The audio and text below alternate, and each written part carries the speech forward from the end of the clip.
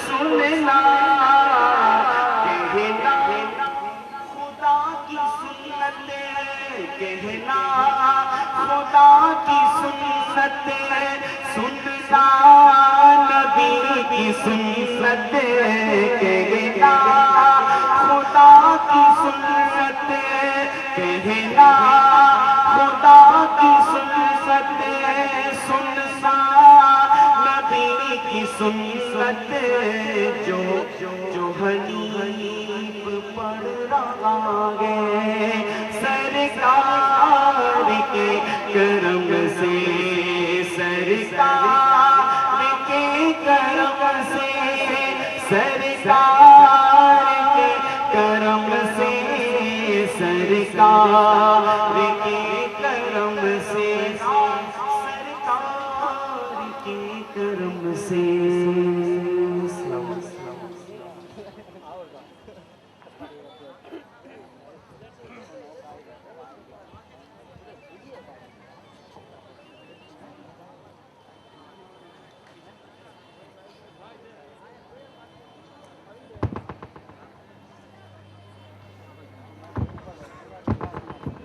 आलमी इत्तेहाद उम्मत कॉन्फ्रेंस में तशरीफ फरमा तमाम हाज़रीन इजलास, उलमाए किराम, मशाइख़ीन अहबाब, इनकी आमद इस बात की गवाही दे रही है कि हम कुछ देने नहीं आए, जो भी आए हैं वो मुजद्दिद अल-फ़सानी अलैहि रहमत व रिज़वान की खैरात लेने आए हैं। सुभान अल्लाह। और मैं ये बताते हुए बड़ी खुशी महसूस कर रहा हूँ कि उम्ददुस सलफ़ शेख तरीक़त रहबर राह शरीयत हज़रत सैयद नय्यर मियाँ साहब क़िबला अदामल्लाहु फ़ियूज़ुहु व बरकातुहु सज्जाद नशीन रुदौलगी शरीफ रौनक स्टेज है, रौनक महफिल है। अल-जामिअतुल अहमदिया के तमाम अराकीन की जानिब से तहे दिल से उनका इस्तक़बाल और खैर मक़दम किया जाता है। साथ ही ख़तीब यूरोप व एशिया, आलिम नबील, फ़ादिल जलील, अल्लाह तबारक व तआला जब किसी बंदे पर करम फरमाता है तो उसे दीन की समझ अता फरमाता है। मन युरिदिल्लाहु बिही खैरन युफ़क़्क़िहुहु फ़िद्दीन। हज़रत अल्लामा मौलाना एहसान इक़बाल साहब क़िबला कोलंबो श्रीलंका से चलकर दयारे मोहब्बत में तशरीफ़ ला चुके और कुछ ही लम्हों में उनके खूबसूरत बयान से हम अपने क़ुलूब को मुनव्वर और मुजल्ला फरमाएंगे। थोड़ा साउंड दो। मैं बात कर रहा था कि हुजूर मुजद्दिद अल-फ़सानी अलैहि रहमत व रिज़वान की खैरात लेने आए हैं। दो शेर मैं आपके हवाले करने की सादत हासिल कर रहा हूँ। उलमाए किराम की तवज्जो का तलबगार, दुआओं से आगे बढ़ने की कोशिश कर रहा हूँ कि अंधे ख्वाबों को उसूलों का तराजू दे दे, अंधे ख्वाबों को उसूलों का तराजू दे दे, अंधे ख्वाबों को उसूलों का तराजू दे दे। मॉनिटर का साउंड रहा। अंधे ख्वाबों को उसूलों का तराजू दे दे, मेरे मालिक मेरे जज्बात पे काबू दे दे। अंधे ख्वाबों को उसूलों का तराजू दे दे, मेरे मालिक मेरे जज्बात पे काबू दे दे। और ज़हन में रखे हुजूर मुजद्दिद अल-फ़सानी अलैहि रहमत व रिज़वान की बारगाह को कि अंधे ख्वाबों को उसूलों का तराजू दे दे, मेरे मालिक मेरे जज्बात पे काबू दे दे। मैं गैर के हाथों से समंदर भी न लूं, एक कतरा ही समंदर है अगर तू दे दे। मैं गैर के हाथों से समंदर भी न लूं, एक कतरा ही समंदर है अगर तू दे दे। और मैंने आंगन में लगा रखे हैं खुश रंग गुलाब। अल-जामिअतुल अहमदिया के दामन में रहकर जिन्होंने इल्म दीन हासिल करने के लिए अपने आप को वक्फ किया, उनकी नजर कर रहा हूँ कि मैंने आंगन में लगा रखे हैं खुश रंग गुलाब।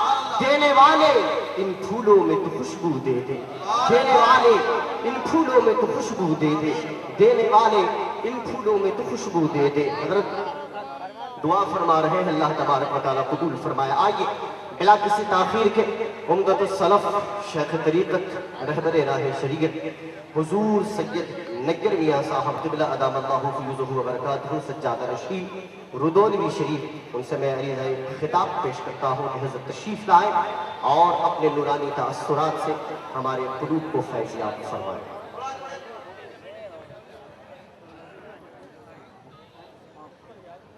तमाम हज़रात जो खड़े हैं पीछे कुर्सियों पर तशरीफ रखे हैं। 10 मिनट के बाद कुर्सियाँ आपको नहीं मिलेंगी। रोड पे खड़े होने के बजाय पीछे कुर्सियाँ खाली उस पर तशरीफ रखे हैं।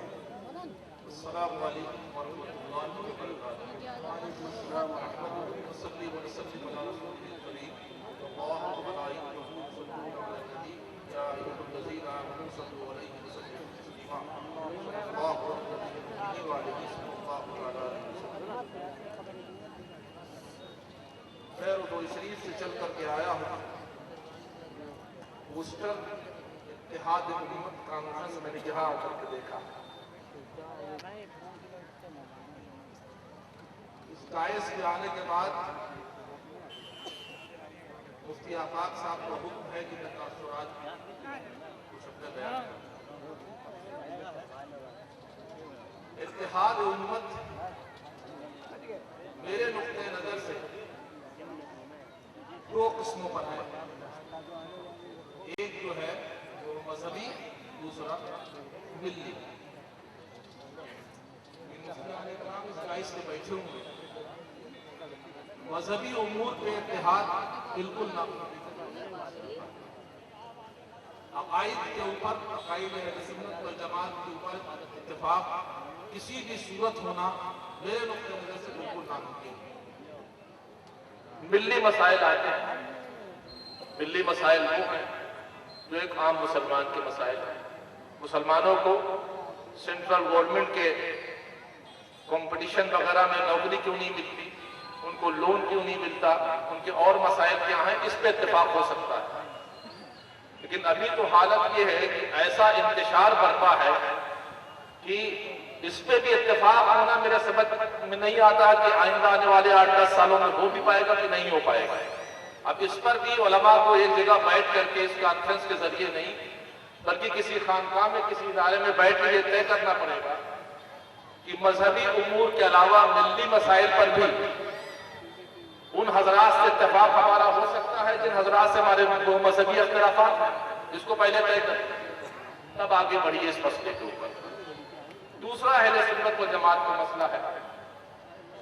मैं काबिल मुबारकबाद है मुफ्ती आफाक साहब और इस इदारे के लोग कि उन्होंने ऐसे दौर में जब पूरी जमात अहले सुन्नत जबरदस्त इंतशार का शिकार है, इत्तिहाद का पैगाम दिया।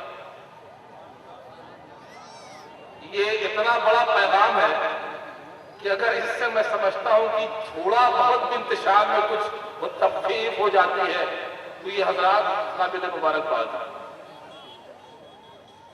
उम्मत की तो बात ही नहीं करता, उम्मत की बात तो बहुत लंबी है। पूरी जमात जिस इंतशार का शिकार है वो अज़हर मिन अश-शम्स है, उलमा से भी और आवाम से भी। अभी मैं वहां बैठा हुआ था, इस तकरीर की आवाज जो है वहां तक आ रही थी। जो खतीब बयान फरमा रहे थे वो तो सही बयान फरमा रहे थे कि आप अपने पीर की इज्जत करो, खूब बड़ा मानो उनको, लेकिन दूसरे शहर की बेइज्जती मत करो। जब तक ये सब चीजें दूर नहीं होंगी तो जमात अहले सुन्नत में ही इत्तेफाक होना बिल्कुल नामुमकिन है। अगर उलमा और मशाइख की सबसे बड़ी जिम्मेदारी है जो इस जगह लोग बैठे हुए हैं कि वो आपस में इत्तेफाक पैदा करें। अहले सुन्नत वल जमात के तमाम अकायद के लोग हैं, चाहे वो कादरी हो, चिश्ती हो, नक्शबंदी हो, सुहरवर्दी हो, साबरी हो। अरे भाई, पहले वो मसलक बचाओ,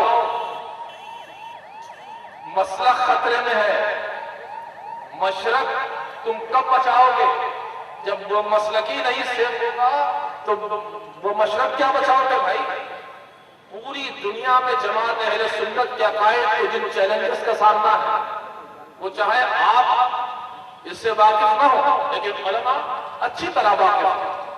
तो हमारी कोशिश ये होनी चाहिए कि अहले सुन्नत वल जमात के जो अकायद हैं उनका तहफ़्फ़ुज़ हम करें। मैं चूंकि बहुत जल्दी में हूँ, मेरा कल प्रोग्राम है, वहाँ कुछ मेरी खानका में लोग आ रहे हैं बाहर से। मैं 2-3 साल से मुस्तकिल आफाक साहब ने मुझको दावत दी, मैं अपनी कोताहियों की वजह से हाजिर न हो सका। इस बार मैंने वादा किया था कि मैं हर हाल में चाहे 1 घंटे के लिए आऊँ, मैं आऊँगा जरूर। लिहाजा तो हुक्म पर आ गया हूँ और दुआ करता हूँ कि ये कॉन्फ्रेंस अपने मकासद में कामयाब हो। व आखिर दावाना अनिल हम्दुलिल्लाह।